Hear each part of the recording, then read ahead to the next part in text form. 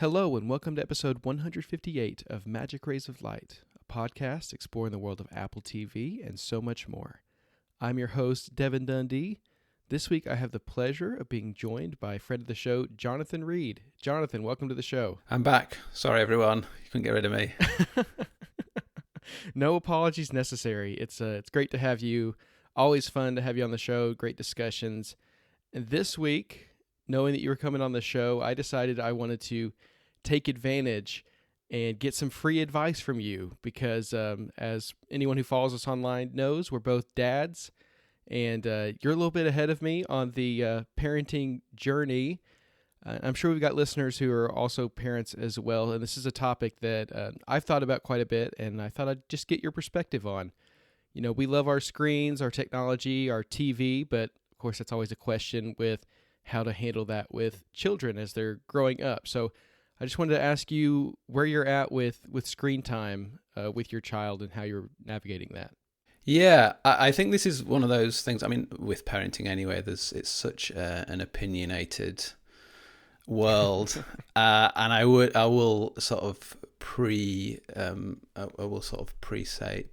that I don't judge anyone else for what they do with their kids, and I think it's important that people do what they're going to do. You know, there's obviously some things you shouldn't do as parents, but like in terms of things like screen time, I think that it's an opinionated thing, and I think that there's lots of advice out there, and you just got to do what you got to do, what you want to do, and but the approach that we took is that we didn't show my daughter any TV or iPad or anything until she was 2, which I tell a lot of people that, and they, or when I tell people, a lot of them say that they're very shocked.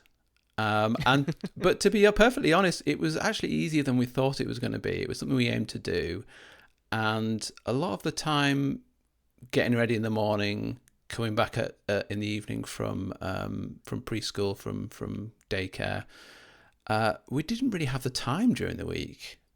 So that was actually not a problem. And then on the weekends, really, we would always try to go out and do things. And we managed to sort of squeeze through. So that was our main rule that we had at the beginning. And then since then, we've just been kind of careful about what we show and how often we show it. Again, during the week, my daughter doesn't watch anything on TV because we just don't have time. This is where other parents are going to really hate me, but our daughter sleeps very well and always has slept very well. So she sleeps till about 7 a.m. in the morning, which is 6:37. So she's great at doing that. And then daycare starts at 8, just around the corner. So we don't have time. We've got time for breakfast. We've got time for getting ready. We've got time for about 10 minutes of persuading her to do her teeth. So there's no time for TV during the week again. And then on the weekends now, we tend to stick to more long form stuff. So we'll watch a movie maybe one of the days, and then we might watch 1 or 2 episodes of something else depending on what we're doing. But sometimes we have weekends that go by where we don't watch anything at all. It really depends what we're doing. I've talked for a long time about that. Devin, what's your initial approach from birth to sort of 2 or that age? What was your thinking? Yeah, we're not quite to 2 yet, so we're still in the home stretch towards 2, and I've heard that too about the screen time before 2 really being when it's critical that you keep it as low as possible. And I have to admit we've not been quite as on top of it as you guys have. For us, the struggle initially was car rides, and especially like long car rides, like 2-3 hour drives or longer. I mean, we took Noah on it was like a 11 or 12 hour car ride when he was before he was a year old. And, you know, that's a lot to, put on a little one. And, you take stops and you get out and you do what you can. But in those particular moments, the longer rides, that's when he first started getting introduced to the screen and, instantly just fascinated by it. I mean, it's something in our brains just clicks when we see those entertaining things and we're drawn to it. And so that's how it started. And we tried to keep it to a minimum in the car. But, when you've got to get somewhere and, You've got to try to keep the peace as best you can. You do what you have to, I feel like. But now it's gotten to the point where there's a little bit at home, and I like what you said about keeping it more long form. I think that's I don't know if that's actually better for attention span, but it feels like it is in some way, rather than YouTube or shorter things like that, where it can be more about grabbing their attention and keeping it for a short period of time in bursts. And so, it's more trying to keep it longer form stuff. I mean, we've got Bluey going in our house now, from time to time, which is a delight. We recently started Bluey, and I will say something about Bluey. I was a bit skeptical going in because I've just seen so much merchandise on Bluey, and I just thought, oh, is this going to be one of those shows that's like Peppa Pig, where they just they just want to get everything with Bluey? But I will say that something that we really try to do as well is anything that we show her, we don't try to show anything too overstimulating. So I watched like a few minutes of the Spidey and his friends thing that's on Disney Plus. And I was like, I was overload. I was like, whoa, this is too much. Like, it seems overstimulating me. But when we watched Bluey, Bluey's really nice, very sweet. And one thing that I noticed, which I've heard people say is a really good thing, is that there's not too many cuts. There's lots of like long shots of the characters doing something in the same frame, and apparently that's really good because you're not overstimulating the child by cutting to different angles and stuff. And I really like Bluey because it has some really nice lessons. It's very sweet. It's got a stay-at-home dad and the mum who goes to work, which I think is also a nice little contrast to sort of, I guess, some of the traditional gender roles that you might see on TV. We've liked that. But also I think with the long form stuff, we also try to make it a bit of an event as well. So we'll watch a film. So this weekend we just watched Toy Story 3, which is one of my favorite all-time films. It's in my top 4 on Letterboxd. And something about that was really special, to be able to sit with her while she ate a little snack and I had a little snack too. And doing that feels like something I can do with her more than sat pressing play repeatedly watching Bluey for an hour. So yeah, we're doing all right so far. I think that you've got to do what you've got to do, and I think what you were saying about going on long car rides, if that's what you need to do, you've got to do it. We've not been on an 11-hour car ride, so I can't say what we would have done in that situation, but you just got to do what you got to do. And I think that if you're trying to be conscious of the screen time, I think that's the best thing, really, rather than just shoving them in front of the TV all day long, which some people do, which is definitely not a good thing.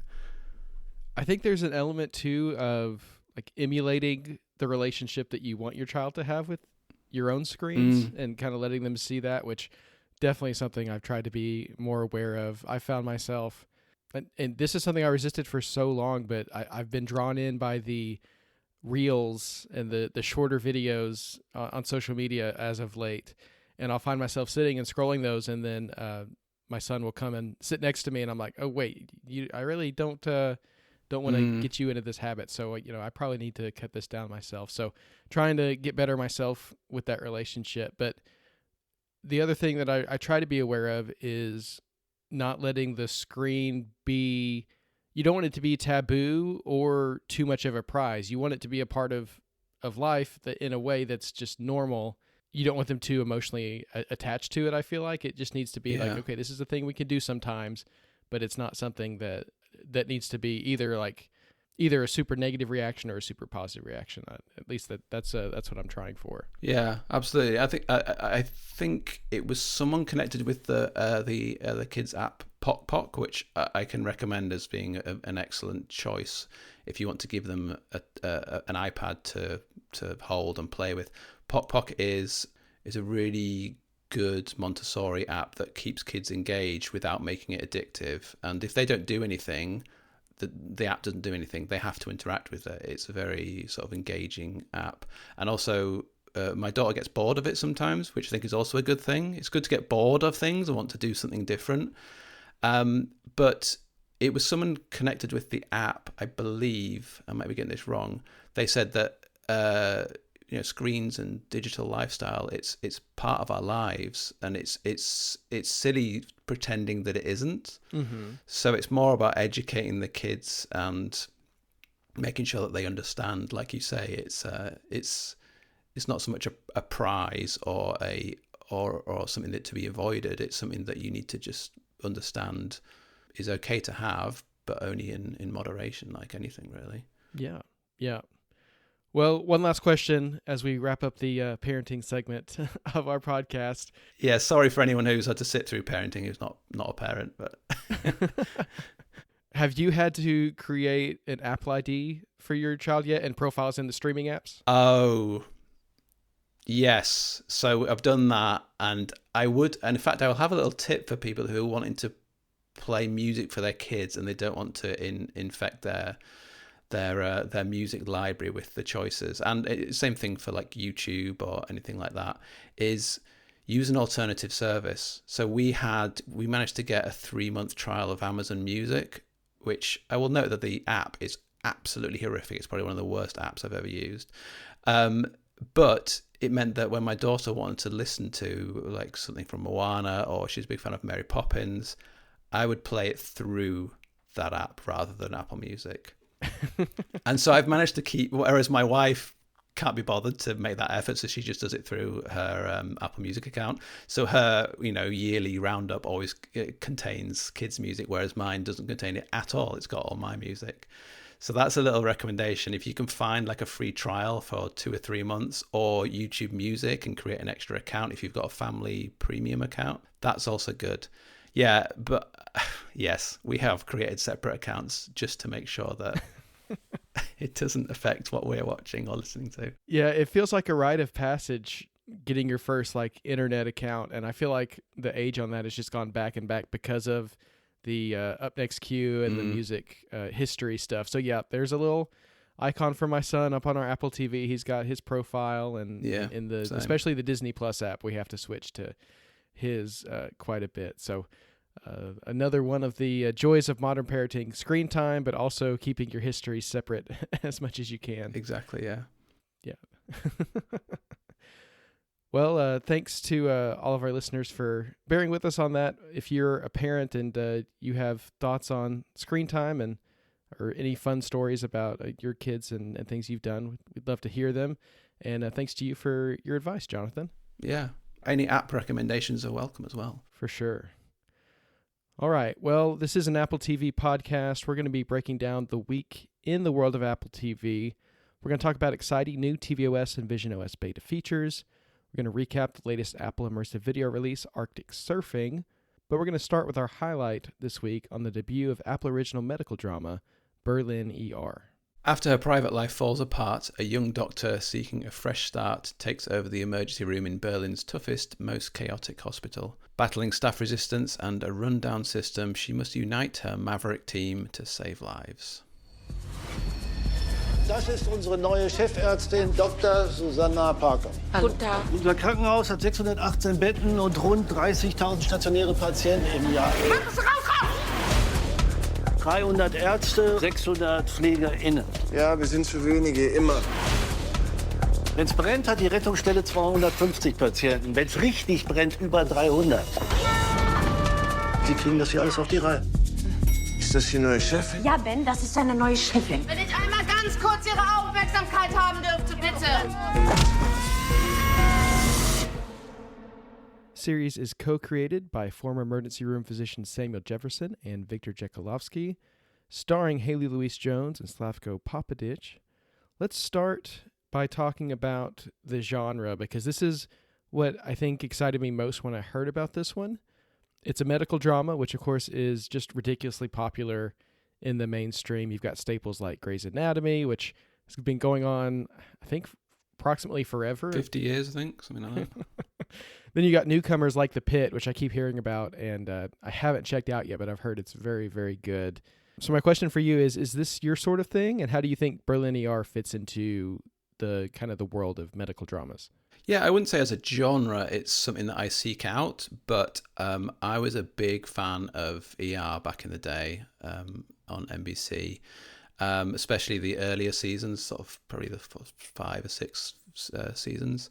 And I think that this show, it really is a direct descendant of ER. I think it has that very frenetic pace, that focus on these main ensemble of characters and how they deal with the day-to-day. And quite often, I suspect going forward anyway, because I've only watched the first two, but we're seeing almost like a day in the life, or a little bit less maybe, or a little bit more, and it has little stories coming in and out with the new patients and so forth, but it's mainly focused on the patient's stories through the eyes of our medical staff. I really liked the way that it was similar to ER in the way that the first episode starts off by introducing us to the world through one main character who's new. I think this was very similar to ER's first episode, which started off with Dr. Carter coming in as a new intern. Of course, this is almost like the reverse of that. It's the new person coming in is actually the most senior person, but in both shows you saw them being very shocked as they're introduced to this new world, and struggling to sort of get to grips with it even within the first few minutes. And yeah, I really liked the way it introduces to this world. How about you? Yeah, I agree with you. I think an emergency room especially is a very interesting setting for this kind of show, because it is so just constant, kind of the rotating door of people coming through. It's not like you're seeing the same patients more than once, except for there is one case in this show where there is a patient who comes back. But I feel like, as opposed to what little I've seen of like Grey's Anatomy or something like that, the pace here is just really rapid, and the whole just vibe of it just has this kind of shakiness to it that I guess I kind of expected from the trailer, but spending an hour inside of it with each episode, it definitely, you get into that mindset, I think, of the staff, of just everything's constantly changing. You're just juggling as much as you possibly can and trying to stay above water and take care of these people as you go. I wasn't totally sure about how much the patients would actually feature in the show based on the trailer, because there's a lot of drama happening, of course, with the staff as well, and they're the ones you see week to week. But I think the show does a good job of weaving those stories in, kind of anchoring, okay, we've got these people who are griping and complaining, and there's all these kind of social elements happening, but at the end of the day, they are still here to take care of people. And so there's some interesting cases in the first two episodes. There is a sense in which a lot of the patients are just background characters who are, impatiently waiting and coming up to the desk and saying, when am I going to be seen? And I don't know how many times in the first two episodes we hear someone say, you'll be seen in just a moment, I promise, right? Yeah. And that's just kind of their line that they have ready to go with impatient people who are waiting. But I thought the patients featured in it more prominently than I expected, and I think that does add to kind of the intrigue of, there are people who watch these shows for the medical elements in terms of, just interesting situations that people find themselves in and how the doctors deal with it, and there's certainly that element as well. There was also a darker tone, I think, than is usual in this kind of show. You mentioned ER. I never actually saw ER, but from what little just clips and images, it had kind of a lighter tone, didn't it? Or was it pretty dark? I think it tended to be a thing. I wouldn't say lighter, but it would only occasionally go into a really darker tone. I remember one particular plot line where one of the characters, the sort of secondary characters, who was a friend of Dr. Carter's, was under so much pressure to do his job right, and was getting hounded by some of the managerial staff, and then ended up taking his own life. And that was one of those ones. I still remember the scene, because they don't realize that someone comes into the ER who's tried to take their own life, and they don't realize until about a few minutes into looking after the patient that it's actually the doctor. And that was one of those big shocking scenes, which funnily enough, it very much reminded me of part of a plot in this first episode, where we see the actions of the medical staff having an effect on another character directly in a very shocking way. Not to give anything away. I think that that's probably what we'll see going forward. I know that it was created by someone who used to work in the emergency room, so I suspect there's going to be a lot of these plot lines pulled from their career, really. So I think it does really pack a punch. There's definitely some more stylistic things going on here. There's this huge drone shot which I really loved, where it follows the ambulance coming into the hospital and takes a big long fly up the side of the big building, which is this incredible sort of brutalist style architecture, and then back down the other side to rejoin where the ambulance is.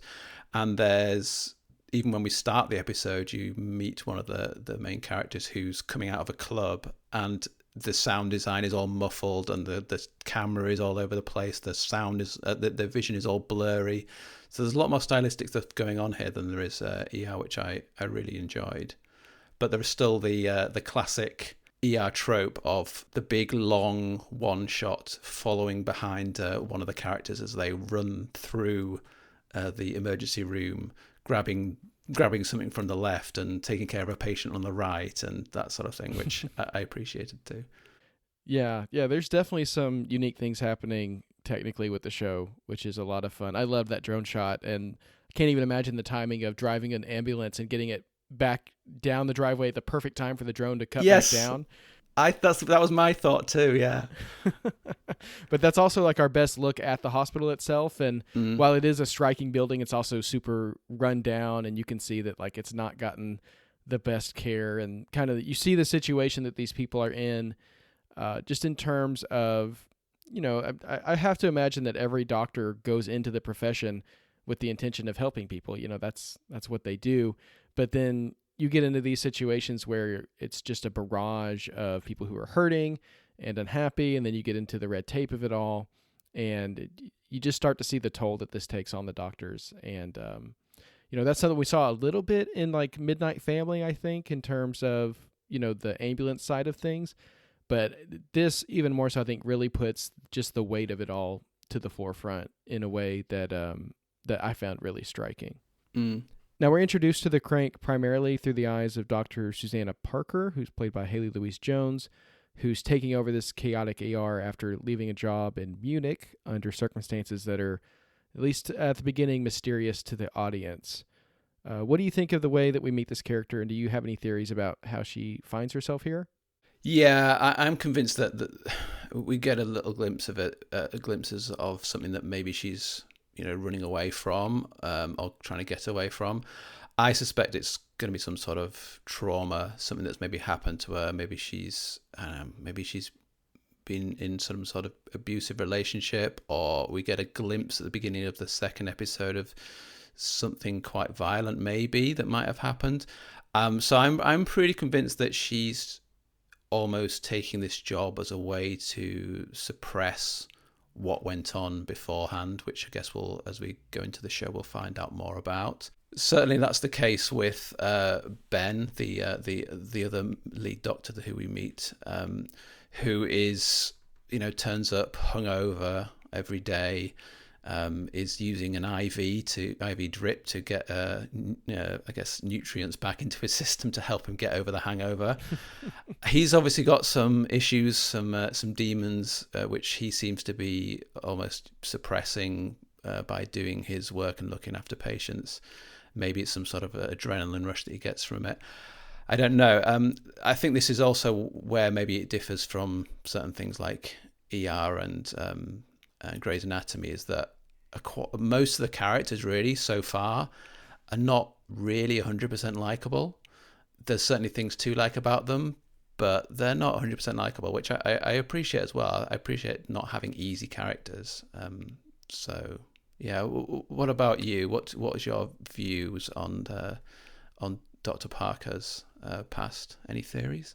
I have a history on this show of having bad predictions and missing out on things.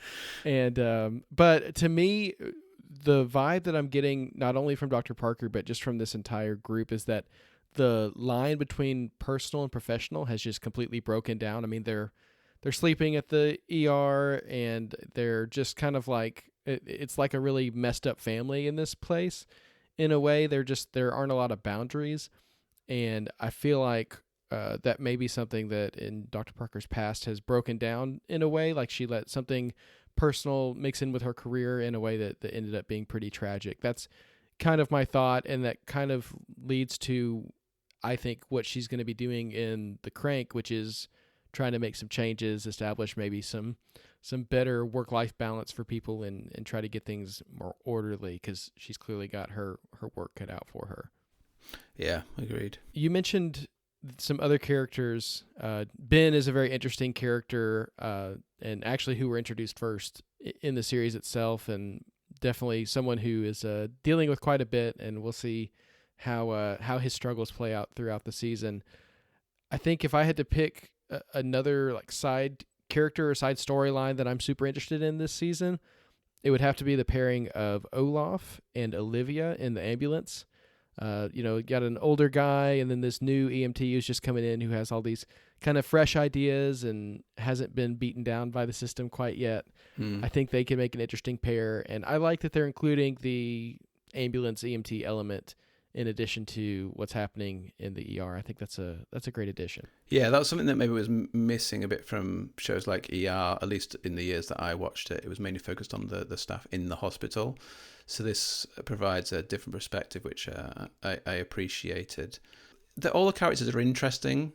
Likability varies between them, but I think that's good though. I do want to watch the characters. I do want to find out what happens to them, and I really did enjoy this show, and I'm definitely going to watch the rest of it. It does very much remind me of those ER days, which were sort of very formative for me in my TV watching. I also really liked the way it was shot in terms of it. It's got this kind of high contrast, muted look, which has this kind of grainy texture to it. It's very stylish, and I really liked that too. I think it's a very high octane show. It will make your pulse race even more with the sort of heavy European dance music that often gets played. Oh yeah, which really sort of gets your pulse going. It felt very appropriate to a German hospital. Yeah, I agree with you. I love the music, and the style is definitely unique and something that I think will keep people engaged, in addition to, of course, just the plot and getting to see what happens with these characters. So I would say a great starting off for Berlin ER, staking its ground in the medical drama genre, and I'm looking forward to seeing what happens as well. Of course, Berlin ER debuts today with its first 2 of 8 episodes on Apple TV Plus and continues on Wednesdays. Very interesting timing from Apple last week.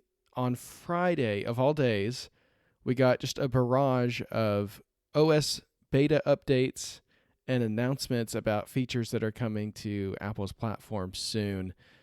It's just a really interesting mix of news, and the timing of it all I found very interesting as well. But it made for an exciting end to the week, I think, and gave us lots of stuff to talk about going into the weekend. And, it gave us time to try things out as we want to and are able to. So we're going to talk about, most specifically, the tvOS and visionOS betas that came out last week, and a little bits of tidbits from other ones. But let's start with tvOS, because there were some interesting little additions here in tvOS 18.4 Beta 1. The TV app now adds a movie spotlight row that links to a page dedicated to movies now playing on your channels and apps. So a great way to find kind of movies that you can watch from the services that you subscribe to.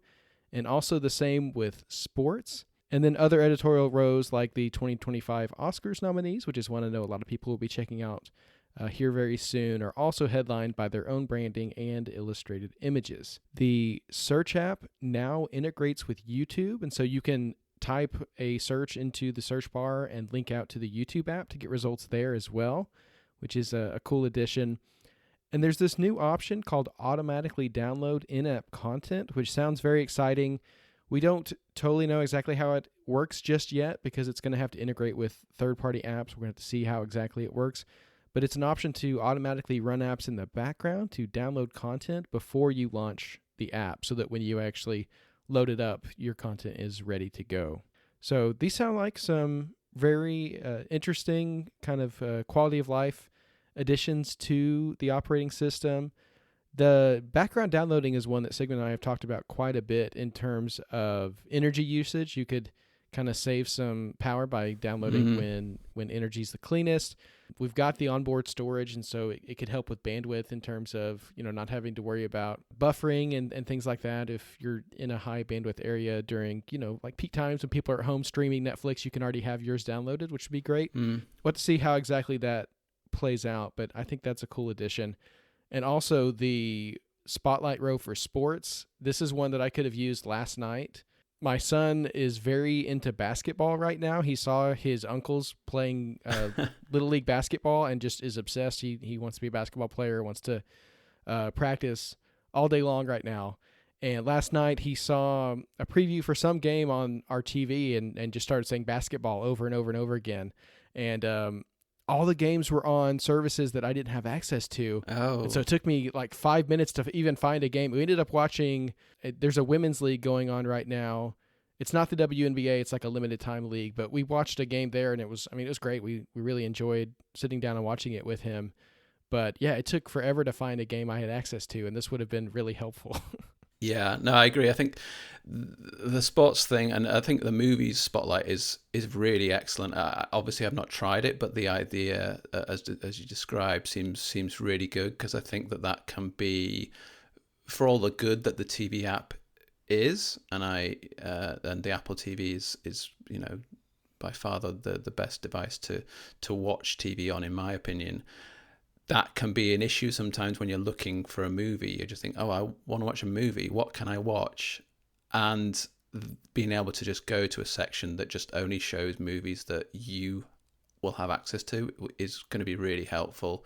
Because if you look at the homepage for the TV app, all the stuff that's promoted on there is not taking into consideration whether you've got that service or not necessarily. So often you have to click on the movie, see where it's available, check if you've got that if you're subscribed to that service, and then watch it if you have that. And this is going to be a way to really cut down on that time in the same way that you were looking for a basketball game to watch with your son. So these potentially really excellent additions. I should probably ask you, maybe Sigmund would probably know exactly, are there any more features we're expecting for tvOS that were previously announced? The only thing I can think of that was announced that we haven't seen yet, and it was cut from kind of the marketing page, was those TV and movie inspired screensavers, like the one for All Mankind. Yes. The assumption when it was removed from the marketing page was that just wasn't coming at all, that it had just been scrapped. But we're going to talk in a few minutes about a feature that we thought was scrapped that came back around. So I'd say if we're waiting on anything from like last WWDC, that would be it. Otherwise, we're kind of just in that bonus stage before the next WWDC where kind of anything goes, and we'll see what little tidbits they have for us. Nice. But in terms of complete surprises, I have to say visionOS 2.4 beta offers quite a few things that were leaked just before they came out, but were things that to me just were totally out of the blue, and I honestly wouldn't have expected until probably June, to be announced. So the visionOS 2.4 beta is a pretty big update for Vision Pro users, and it all starts with Apple Intelligence. And these are the Apple Intelligence features that you've come to expect on your other devices that are capable of running it. And so there's not anything necessarily new here, but it is coming to a new platform for the first time since it was announced. And so visionOS 2.4 beta includes writing tools, including proofreading and summarizing and rewriting, image playground, Genmoji, smart replies, the memory movie generation and natural language search in photos, and a bunch of other things, including notification summaries, priority notifications, priority mail messages, smart replies in mail, image wand, and ChatGPT integration with Siri. And it's available in US English at launch in April. So if you've been using Apple Intelligence on your phone or your Mac or your iPad, this is all going to seem very familiar, but I would say for a Vision Pro user like myself who does use some of those Apple Intelligence features on my other devices, it has felt like a pretty gaping hole when I'm trying to get work done on my Vision Pro. I use the proofreading feature quite a bit because it's private and I'm editing other people's stories and I don't necessarily feel like it's my place to upload those to some server somewhere and get it sucked into another data set. And so what I ended up doing was I would edit the entire draft on my Vision Pro, but then I'd have to go to my iPad and actually run the proofreading on it, which was, an extra step that I didn't love. So I'm excited that I at least have access to that. And of course, the other features work as expected. I'll say I'm on the visionOS 2.4 beta. There's a little bit of bugginess with the implementation right now, just in terms of kind of what we saw last summer when Apple Intelligence was first implemented on iOS, iPadOS, and macOS, where like when you run the proofreading, sometimes that animation gets stuck and you have to like quit the app to re-kick off the process. I was using it in my Notes app last night, and the Notes app just got completely jumbled. But this is a beta, and so we'll see throughout the process as that smooths out. And I guess we've got, at least a month and a half before April for Apple to get it nailed down. But I am really happy to see Apple Intelligence on the Vision Pro. There's also a new app coming in the visionOS 2.4 beta. It's not in the first beta, but we'll be looking out for it as it gets closer to launch. That's called Spatial Gallery. It features a curated collection of spatial photos, spatial videos, and panoramas from artists, filmmakers, photographers, and more. Includes categories like art, culture, entertainment, lifestyle, nature, sports, and travel, with new content released regularly, which is very cool. We talked about the immersive content on Vision Pro, kind of getting that into a more regular place, which I feel like it started to do, but this is going to be a new source of not immersive content, but spatial content for people to also check out. And just having new things to kind of experience what the Vision Pro has to offer, I think, is great. For Apple TV Plus fans, there's going to be behind-the-scenes moments from Apple originals like Disclaimer, Severance, and Shrinking. And launch contributors include Cirque du Soleil, Red Bull, Porsche, and a bunch of independent photographers and artists. So I'm excited to see what they do with this. Just another way to keep people engaged on Vision Pro. And I think that's really what the platform needs. And so as soon as that is included in the beta, probably, 2 or 3 betas from now, we'll definitely check that out and share more about what that experience is like.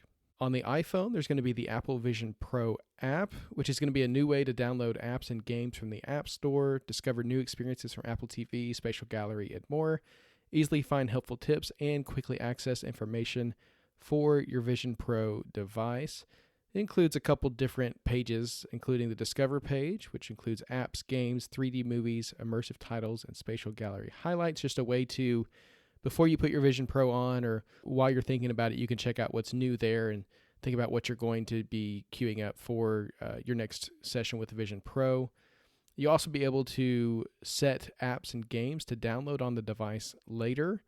And this is something that was implemented in the App Store for iOS when Vision Pro was launched, but I've not been able to get it to work up to this point. You'll go to download it. It'll say, this is Vision Pro only, but we'll put it on your device. And it'll put it in my purchases, but it doesn't actually download it to my home view on Vision Pro. So I'm hopeful that this edition in the Vision Pro app will kind of be the final implementation and that'll be good to go. And I'd also hope that someday this will expand to shows and films as well, as we're seeing on the Apple TV that could be coming. One thing with the Vision Pro, especially immersive content, is that stuff is very dense, very data intensive, high bitrate streams of video. And if you're not on the best internet connection, it can definitely hurt the quality and the experience there. So being able to download those beforehand from your phone would be great. There's also the My Vision Pro page, which will include information on your device like its operating system version, its serial number, as well as a place to set up personalized spatial audio and view codes for Zeiss optical inserts, which would be a nice quality improvement for people who use those. Finally, for visionOS, there are guest user improvements that allow you to use a nearby iPhone or iPad to start guest mode, adjust which apps are accessible, and activate view mirroring with AirPlay. I don't know if you did much with guest mode when you had your Vision Pro, Jonathan, but even with the changes in visionOS 2, which have made it better, it's still quite a bit of a pain to get it set up the way you want. And if anything goes wrong in that process between you handing it off to the guest, you have to start all over. And that can be pretty frustrating. So giving the guest the ability to just put it on and then you from your phone can kind of help guide that experience. I think that's going to be a much better experience and much more similar to what Apple Geniuses can do in the Apple Store. The one thing in this implementation that's missing from what can be done at the Apple Store is the ability to view DRM'd video alongside the person who's wearing your Vision Pro. So if they're watching anything in the TV app that's copyright protected, that's going to be blacked out for you, which has been a problem with the AirPlay implementation with guest mode before and is not a problem at the stores. But, I guess that's something Apple has to do to protect copyright, which is fair. It'd just be nice if we could view that video together. Yeah, I mean, why can't we screen record our iPads to watch a warped version of a movie that someone's looking at from within their Vision Pro? I mean, why wouldn't they want to protect that? I mean, that's going to be big business on the torrents, people downloading that sort of thing. I'm sure there's lots of laws behind it, but it's a very silly thing, as I'm sure you agree. Back to what you were saying about the guest mode. Anything they can do better with that, I think, makes the Vision Pro more accessible and a more desirable thing for people to own, I imagine. My wife tried it out when I had it, but it did take a lot of fiddling around and setting up. And I know people have had even worse experiences than I have. So definitely the way they can do that, so that people can have this to share. They don't in the same way that you can hand off an iPad to someone and get them to use that. If it's your iPad, you're like, okay, look at this game, play this. It's, you literally hand it to them and they're all good to go. It should be more or less the same with Vision Pro, although obviously you'll need to do the eye adjustment situation. But other than that, it should be as easy as handing off an iPad, in my opinion. Yeah, and I think this is going to help with that for sure. That's one of those things that just, with the form factor and the privacy concerns, it takes some iteration, and hopefully this will be the version that sticks with people and really works. But overall, I wasn't expecting visionOS 2.4 to be such a major update. We'd heard rumors even that Apple Intelligence on Vision Pro could require new hardware. Yeah. Because the M2 processor was already stretched so thin with all the things that it's doing. So that's exciting alone just to see that it's coming. But it also makes me really excited for visionOS 3 to know that they're getting all this stuff in 2 before WWDC. Did any of these features stick out to you? And I know that you're not currently a Vision Pro user, but you have experience with it. So do you think any of these are going to be like major improvements for Vision Pro users? The Apple Intelligence stuff isn't really interesting to me in terms of what's available or what's going to be available on visionOS 2.4. But I do think it's interesting that they're almost getting it out of the way now rather than announcing it as part of visionOS 3. I think we've maybe been burnt in the across any of the Apple's OSs before by getting excited about new operating systems in WWDC. But the fact that they are announcing it now, where they could have just quite easily have waited until visionOS 3, maybe suggests that there's more stuff, some significant stuff to come with visionOS 3 that they want to make time for and make space for as people are trying out those betas and when it's announced at WWDC. So I guess that's probably the most exciting part about it, is that they're getting these kind of table stakes stuff out of the way. Is that maybe it's a clue that there's bigger things to come. Certainly the spatial gallery is a great thing. That's if they can keep expanding that and keep adding to that, then that's great, because certainly content, especially spatial or immersive content, is great. I found it really great on Vision Pro, but I found it lacking in the amount. I quickly got through all the content within a couple of days, really. So the more they can add to that, the better, I think. For sure. Well, exciting time for Vision Pro users in a way that we weren't expecting. But we also got the first beta of iOS 18.4, and there's some tidbits here and there that I thought were worth noting. There's a new home device category that's referenced in the code as revealed by 9to5Mac. Apple has these various devices like the iPhone and the iPad, but now there's a home category that's actually separate even from the TV category. So, I think that hints at some new products to come. There's a new Cooking Kit API that's connected to Apple News Plus Food, which is a service that's included with Apple News Plus.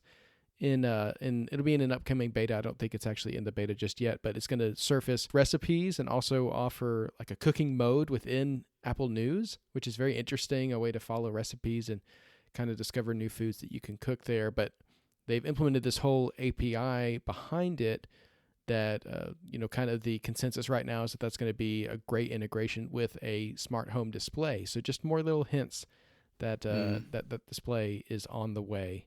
Is that something that interests you at all, getting a smart display in your kitchen? I've thought about this more and more, really. I feel like I'd be excited to get it, but then the more I think about it, the more I think I don't actually know how much I would actually use it, really. So it might be one of those situations where I buy it, get excited, and have to have it home, and then realize that maybe I actually could have maybe saved the money. I guess it also depends on how much it costs as well, really. If it's really expensive, then that's going to discourage me. I did actually think that it might get more use on my bedside table, to be honest, and then I'd put my phone on the other side of the room, so I'd be able to, because I have my phone in standby mode next to my bed when I go to bed, which has visibility of my events for the next day, and I can control the home and that sort of thing. And I thought that maybe I could then put my phone on the other side of the room, disconnect myself from all the messaging and things like that and notifications, and just have the things that I really do want by my bed at night. So that it might be more likely that I get it for that rather than the kitchen, to be fair. Yeah, that makes total sense. We have a HomePod Mini in our kitchen right now. Same. That we use for music as we're, cooking and eating and stuff like that. And so I think swapping that out with a display would be awesome in terms of not having to use my phone when I'm cooking for recipes. And also one of the main use cases of my Apple TV, and I talk about this all the time, but it's a photo slideshow. Yeah. Just a giant, bunch of pictures in my living room. And I think to have that like kind of ambiently happening in my kitchen, or like you said, on a bedside table or just anywhere, I think that would be very cool, having like an Apple produced smart photo frame that obviously also could do a bunch of other stuff. So yeah, it's a product I'm excited for, and one I'm definitely keeping an eye out on. But I agree with you. I think the price is going to be key there in terms of how much it's going to be adopted. In the iOS 18.4 Home app, we finally have official support for robot vacuums. This is not hidden in the code somewhere. It's not a promise. This is actually implemented, and people have done it. The selection of Matter compatible robot vacuums is pretty limited right now, but it's kind of becoming more and more of a thing. So we'll see more of these products coming into the Home app with time. And the integration is pretty basic. You can start and stop and dock it and turn on and off. Like if you have a mop, you can do that, but you can't do full on like mapping and that kind of stuff. So this is an implementation where you're going to want to keep the original app around as well for the more advanced stuff. But I think for day-to-day use, you could probably use it in the Home app and set it up with some automations there. I'm definitely looking forward to that. I've been thinking about getting a robot vacuum for the past sort of 6 months or so. And I heard about the rumor about this happening, so I've been holding off to wait to see what happens. So I'll see how it works and see how other people are implementing it, and then it might be the final push that I need to get myself a robot vacuum. Nice. We're on our second robot vacuum since we adopted Winter. And, just keeping up with dog hair, it's so helpful for that kind of thing. But I think as Matter rolls out, our third one, when that time comes, I'll definitely have to make sure it has that support so I can have it in the Home app. Yeah, we have the same situation with cat hairs. We've got 2 cats. So to be honest, it's mainly for the cat hair more than anything. Yeah, but not having to worry about it as much, it really is, it's worth the investment. Yeah, I mean, it's going to absolutely freak the cats out, I think, but that might be fun to watch in a very sort of cruel way. Oh, they'll get used to it. In Control Center in iOS 18.4, there's a new option for ambient music. And this is similar to the background sounds that were implemented a few years ago, a feature I use all the time when I'm trying to read in a noisy environment, both at home and in my office at work. There's just a lot of noise happening around me. And so when I need to focus, I just turn on the ocean sound, and that kind of helps me stay centered on whatever I'm reading. This is similar to that, but I think it's kind of like lo-fi kind of style music for different things like sleep, chill, productivity, and well-being. And I've never tried the lo-fi music kind of thing. I know some people find it really, really helpful for a lot of things. So I'm interested to give this a try and see if this might be actually a replacement for the background sounds in my case. Is this something that interests you? Yeah, I do listen to lo-fi music when I'm working, and sometimes if I really want to focus, I will not be able to listen to podcasts, but then sometimes even putting on music, if it's music that I know, I'll find myself getting distracted by it, almost enjoying the music too much. So lo-fi music is often quite good for that sort of thing, as well as things like waves, ocean sounds, which you mentioned. I also do the same thing. So yeah, if it's this lo-fi style music, then I think that should be really good. So I'm looking forward to seeing what it's all about. I think it makes a lot of sense, and it almost ties into what they're doing with Apple Fitness Plus sound meditations. There's a lot of really cool music stuff going on there, and I wonder if there's a little bit of overlap between that music and this music. Looking forward to giving that a try when I put the beta on my phone. We talked about Apple Intelligence expanding to visionOS, but it's actually expanding even beyond that. It's coming to more languages. It's going to be available in the EU starting in April. It's adding priority notifications, a feature that we've been waiting on since WWDC. And a feature that we thought had been nixed is returning, and that is the sketch style in Image Playground. Originally, Image Playground was supposed to launch with 3 styles, and it only launched with 2. But I guess that sketch one just needed a little bit more time. So it's now going to be included in Apple Intelligence starting in April with the release of iOS 18.4 as well. Priority notifications is interesting for me. I don't find the notification summaries that helpful. I often find them more amusing than anything. And I do have them turned off for most of my apps. But if it works properly, the priority notifications feature could be really helpful, I think. I'm going to be honest, got zero interest in the sketch style in Image Playground. I have no interest in that app. But, it's another style for people to play with. So if you enjoy that, then it's more fun for you. Yeah, I don't spend a lot of time in Image Playground as well, so I don't imagine the sketch style is going to be something I use. But, for people who like playing in there, you've got a third option now. There's a new spinning animation when skipping backwards or forwards 10 seconds in the video player built into iOS.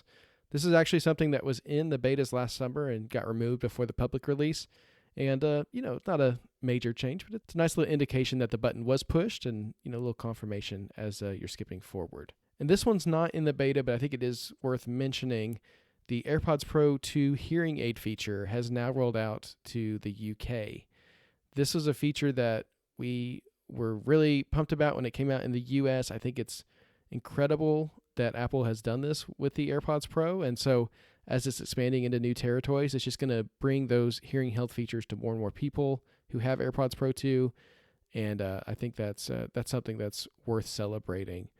I did the hearing test when it rolled out in the US, and I ended up not needing to make any adjustments yet, which I'm thankful for.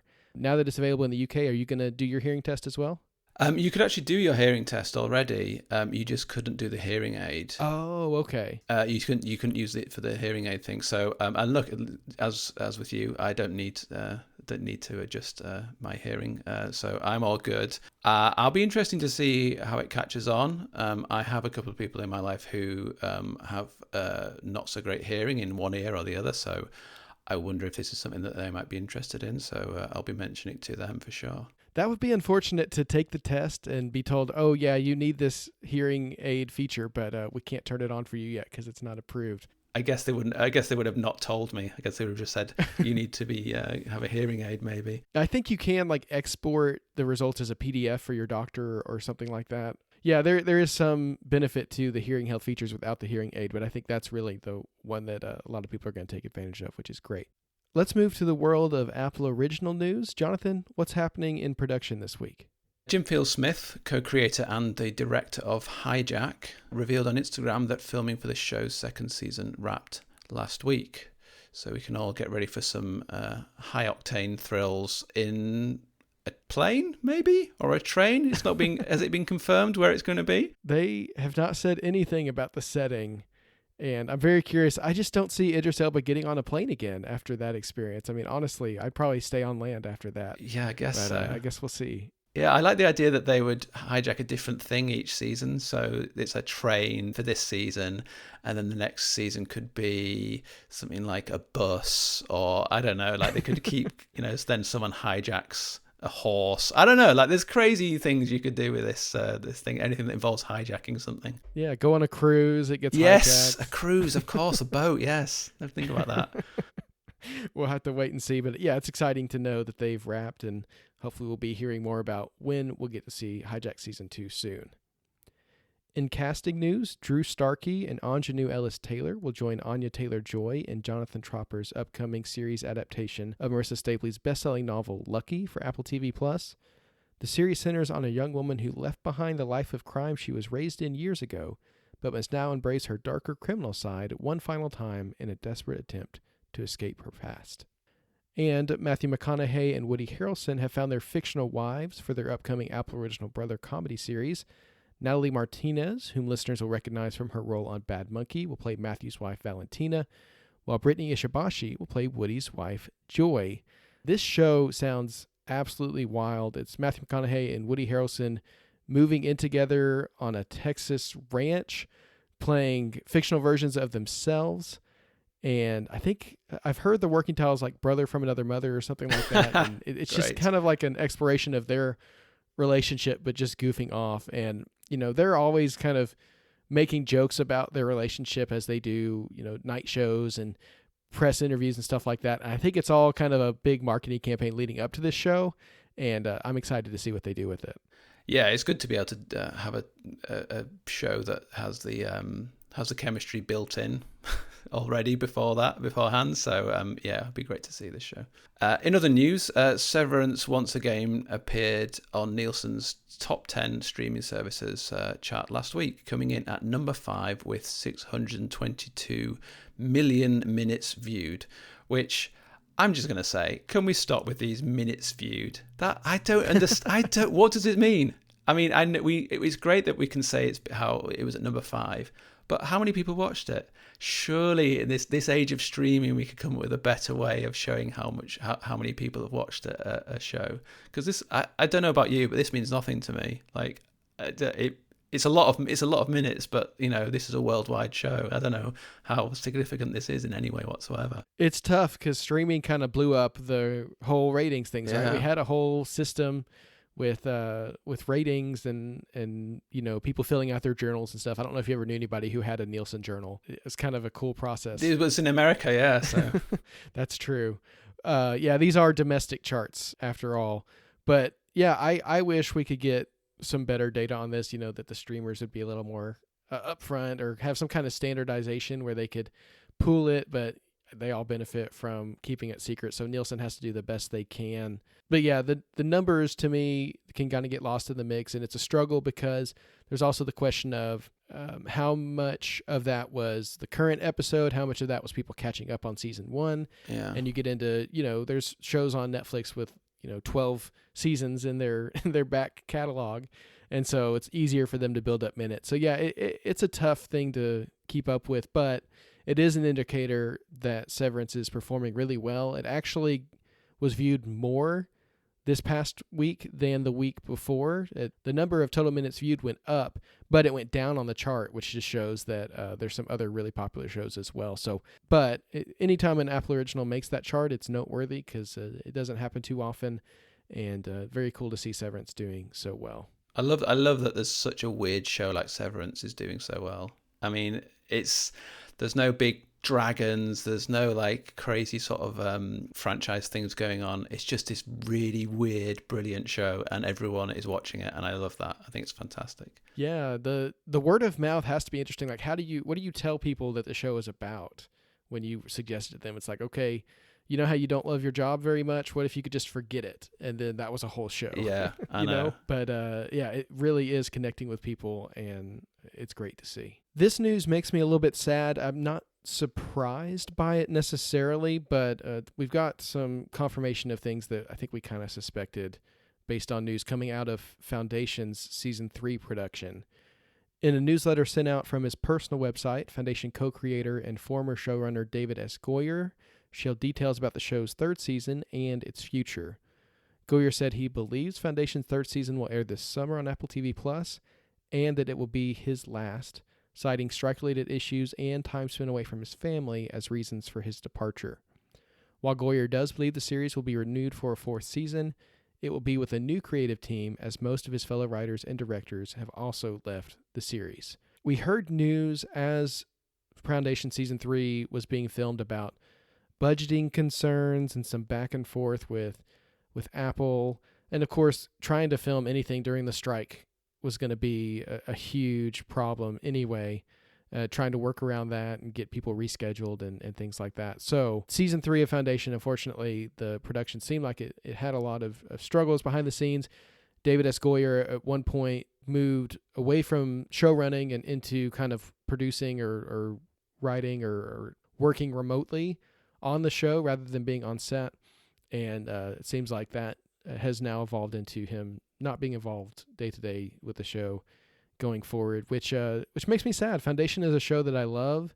Really enjoyed the first 2 seasons. If you listen to the Foundation podcast as the episodes rolled out, you could kind of hear the passion in David S. Goyer and his vision for the storytelling, how long he's been working on getting this show off the ground, and how great that partnership between him and Apple and the whole team was for the first couple of seasons. So it's sad to see those changes, and we don't know what the show's future exactly is. It doesn't sound like the 3rd season was meant to be the final one. I hope to see the story play out, and obviously wish the best for whoever comes in and takes over if that does turn out to be the case. But I think it's always just a little bit sad when you see the creator of a show and kind of the person who was really pushing for it end up having to step away.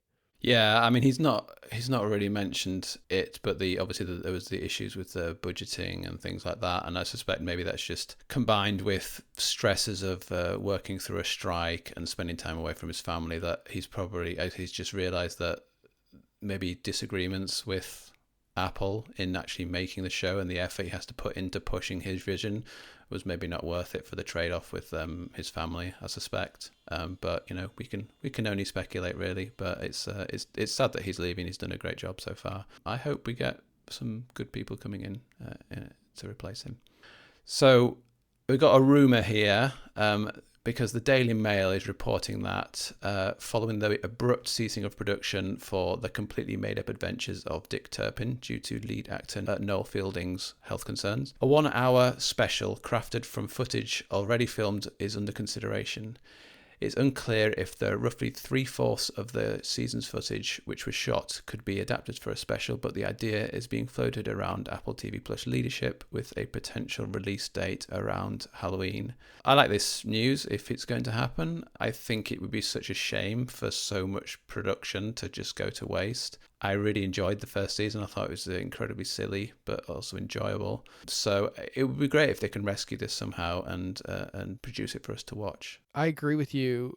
One thing we heard is that there were a lot of one-off guest appearances that were already filmed for the second season. Yeah. And so for those to be wasted would be unfortunate. The whole story is just extremely sad and one that, we still continue to send our love and thoughts out to everyone affected by the having to shut down of that production. But if there's a way to get all this footage that people work so hard on in front of people in some kind of fashion, I'm all for it.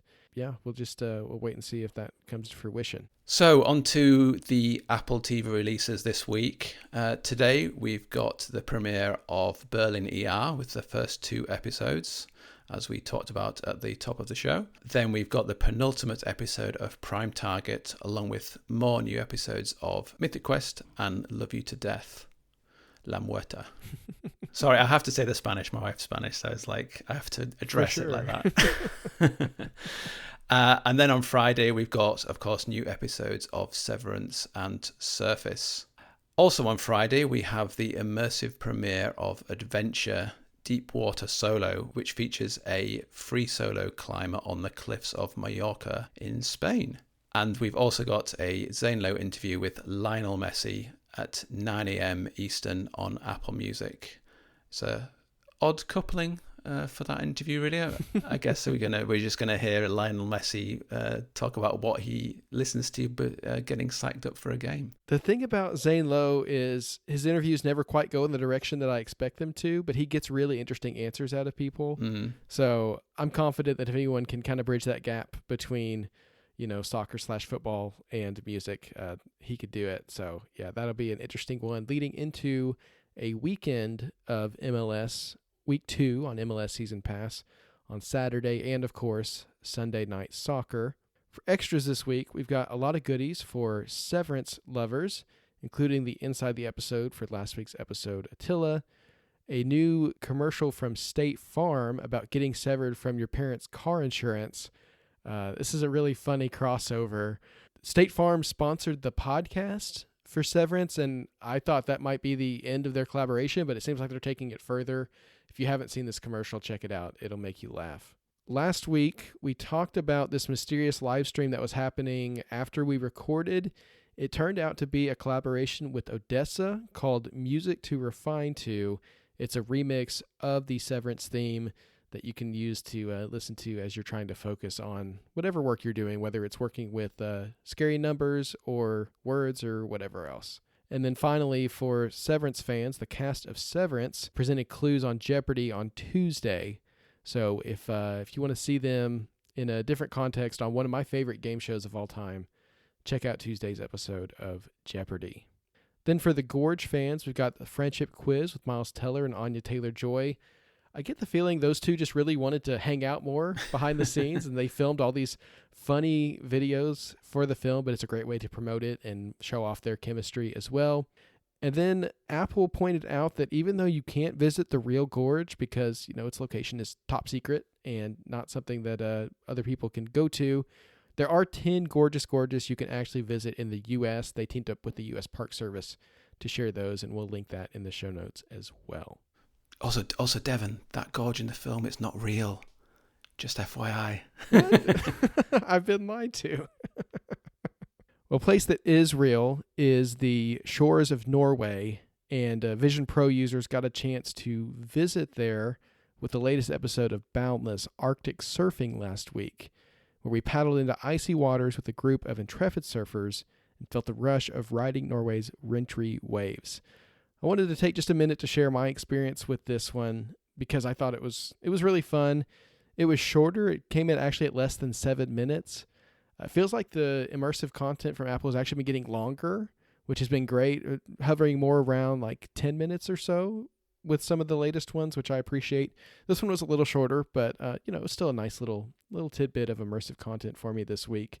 It put more of an emphasis on the people and the setting than the surfing itself, which I think I wasn't expecting, but probably I should have, given the identity of the show. This was an episode of Boundless, not an episode of Adventure. I feel like there's a little bit of maybe a lack of clarity, or maybe it's starting to become more clear as more episodes come out. But for me, the division between what's an immersive series and immersive film and how the different series kind of fall into different categories, I feel like we need more episodes of them to kind of get a sense of those identities. And so this gave me more of an understanding of Boundless, which this was just episode 2. So we got the hot air balloons last fall, and now we've got the waves in Norway. But yeah, I just thought that was interesting. I was expecting it to be all about surfing, and it turned out to be less so. I will say the format to me lent a sense of intimacy with these surfers that I wasn't necessarily expecting. And I think that's something that we've seen with some of the other immersive content as well. You just feel closer to these people. These are folks who have made a very odd decision to move to one of the coldest parts of the world to surf and like create this whole community and culture of surfers in the ice. And I have to say, just watching them do this, I got chills, and I can't imagine being out in that water for, however long they go out, hours at a time to catch the surf. But it was less about the sport itself and more about just the community they formed. And there was a particular shot where after they've been out in the water all day, surfing, having fun, they build a fire and just kind of all sit together. And it was this really beautiful scene of just this community who's come together around this shared interest and made this tough decision to live in a harsh place, but really found each other along the way. And so I found that very touching and gave me shivers, but it warmed my heart. So I guess that accomplished its goal. And then the final takeaway I had from this one, and I think we've talked about this with the Weeknd's music video, but this was, not CGI or any kind of video effect. This was just shots of nature. But out in Norway, the mountains are absolutely gorgeous, snow covered, and seeing those in the immersive format, it gave me a real sense of scale of how big those things are, and just making me feel very small in a way that seeing it on a TV screen, I don't think you get that same effect. When you feel like you're standing there, really looking out into that scene, you can just get a sense of just the height and just the spaciousness of this place in a way that you can't with traditional content. So yeah, I thought this was great on an emotional level, also on kind of a voyeurism, kind of taking a trip to a place I'll probably never get a chance to visit myself. I think that was kind of the point of this whole episode in this series of Boundless, is just kind of to give you a sense of visiting places you've never been before. So my question for you, not having a Vision Pro, but having experienced immersive content yourself, does this sort of immersive travel series appeal to you? And based on your experience with immersive content, where do you think Apple should be putting its focus?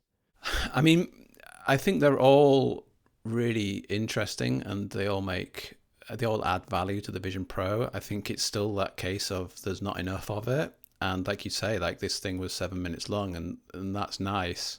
But it's like, how many times are you going to go back and watch that? Not that often, probably. And they're just in, I guess, like it's an awkward position at the minute in terms of this immersive content, that there's just not enough of it. But I certainly appreciate that they're continuing on this path and doing more of it. I think I prefer more the immersive sort of adventure stuff than I do the more static stuff. But I think, more of this, really. I just need to keep going on this, and like you say, experiencing things like these big mountains is going to be the only chance that people will get to get as close as to experiencing these mountains. So I think that's great. I guess there's that negative thing in the back of my head that thinks, if we can all visit these mountains on our Vision Pro, does that mean we're less inclined to actually want to go there? But that's a story for I think in the distant future. Yeah, I think the travel immersive content has a lot of potential as the kind of the format's being nailed down. I agree with you. You don't want to lean too far into like I've been to Norway now because I watched it on a screen. That's not quite the same. But, especially as immersive content, this will take several years, but as it becomes available to more people and more affordable, I think it'll eventually hit more of an audience of people who world travel just isn't necessarily within their reach, and kind of give them an opportunity. I myself, I've never traveled internationally beyond Mexico, which, is my neighboring country.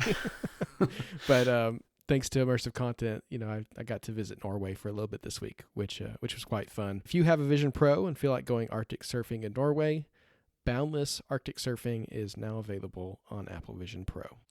Now, for those who are watching on a more traditional, 2D screen, there's lots and lots beyond Apple TV Plus to watch this week. We've got several Apple TV highlights we want to share with you. Now available on PVOD is La Cocina, a beautiful black and white comedy starring Raul Brion and Rooney Mara. It's the lunchtime rush at the Grill, a New York tourist trap that serves thousands of customers on a regular Friday.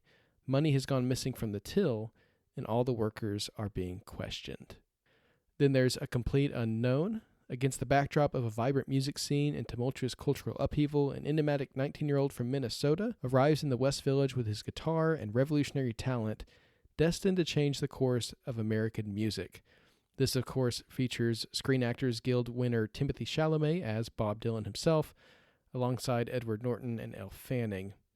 Also available today is Presence, a thriller from Steven Soderbergh about a family that moves into a suburban house and soon become convinced they're not alone. It stars Lucy Liu, Julia Fox, and Chris Sullivan. It's filmed with a Sony A9 Mark III camera and told from the perspective of a ghost. So I guess if you've ever wanted to see that story from a different perspective, Presence is for you. Finally, on Friday, Nickel Boys comes to MGM+. From Ramel Ross and set in the 1960s, this movie follows Elwood Curtis as he is sent to the Nickel Academy after he's falsely accused of a crime. While there, he meets a boy named Turner, and the two form a close friendship as they try to survive the horrors of the school and its corrupt administrators. Decades later, an investigation takes place after the Academy's walls are found to have hidden a history of atrocities, including events that led to bodies being buried on the premises. Seems like as the Oscars are approaching this weekend, lots of those award contention films are starting to come to streaming, and especially PVOD, which is cool to see. So if you're someone who is working on your predictions and you want to make sure you've seen every one of them, this is your opportunity to catch up before the weekend. For sure, yeah, definitely. Now, of course, we always like to end our episodes with our up next recommendation picks for the week. Jonathan, I'm going to let you go first. What do you recommend for us this week? Yes, well, speaking of Oscar nominees, my recommendation this week is Conclave, which is available to watch on Peacock. This is a film by Edward Berger, written by Peter Strauchan, and it focuses on the conclave, which is the collective name for the group of cardinals that gather when the new pope has to be chosen.